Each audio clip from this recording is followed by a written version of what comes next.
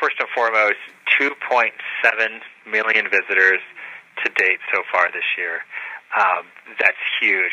That's up 20% from previous years. And then as we look at all those numbers, we take a look at September and May.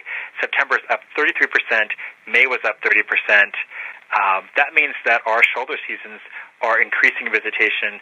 Our seasons are longer, and we're starting to experience that. Now, I realize, of course, it's Glacier National Park, for crying out loud, but why the steady increases? I mean, there have been a variety of reasons that are speculating, and all the community is sort of looking at that right now. We're starting to have our meetings for the fall and getting together, looking at numbers and statistics and wondering, why exactly do we have the visitors this year? Is this an ongoing trend?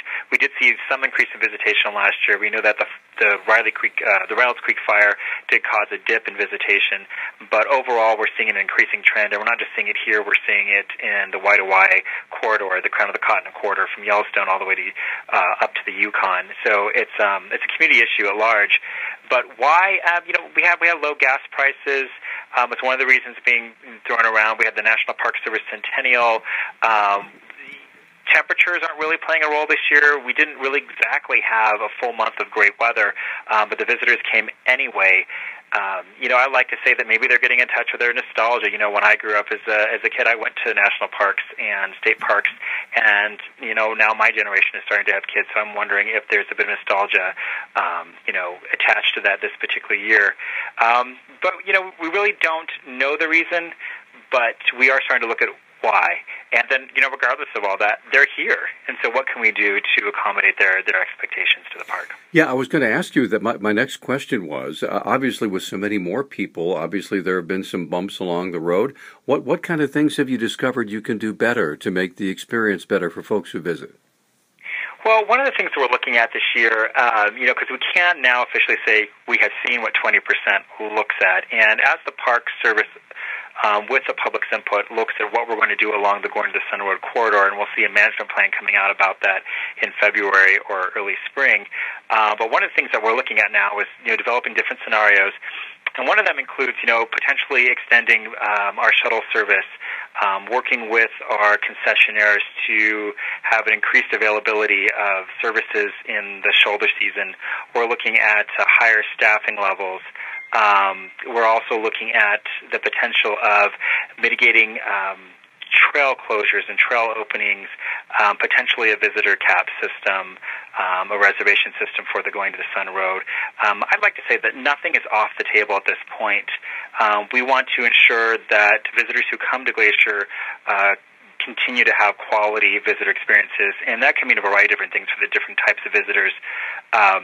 We're just getting our backcountry numbers in, we're getting some weather numbers in, and we want to see that those visitors who come here for solitude still have that opportunity, but those visitors who come here and may need to, just quickly get on the road and do the sightseeing tour also have a quality experience.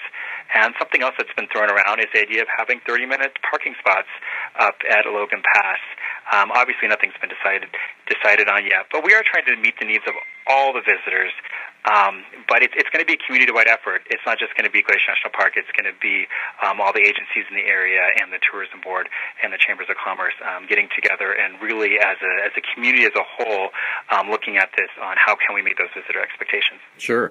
Now, please forgive my ignorance, but what do you mean by shoulder seasons?